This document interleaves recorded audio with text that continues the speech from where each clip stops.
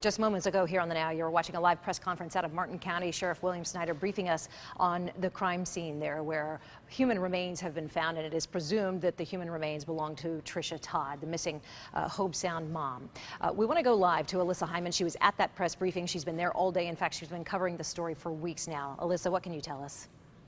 And some new information coming out of that press briefing from the sheriff. Some of the most important information was that they've now found a couple of burn sites here on the site where they are investigating. The sheriff also saying they still have not found all of the remains. They still are only working with partial remains.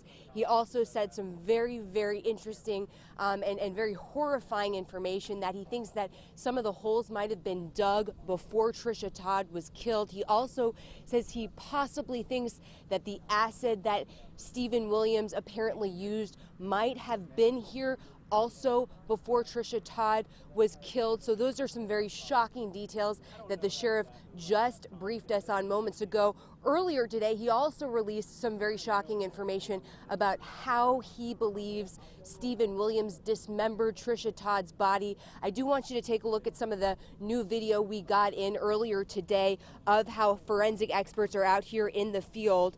New video showing the team searching the area, but the sheriff telling us this morning that the cadaver dogs were alerting them to several spots in the area, and then that horrifying detail that the sheriff believes Stephen Williams used a chainsaw to dismember Tricia Todd's body and possibly used that acid I just mentioned as well. But no weapons or any other evidence has been uncovered, saying they are now having to look at an area much larger than they imagined. I do want you to listen to a soundbite the sheriff gave us earlier this morning.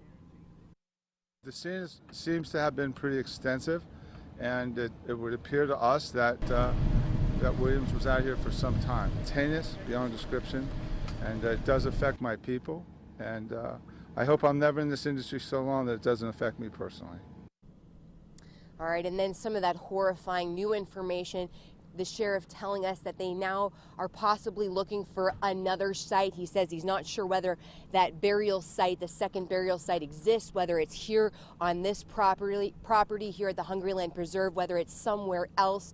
But he says because they're still only working with partial remains, that they're now going to have to be looking at an even larger area and continuing to dig.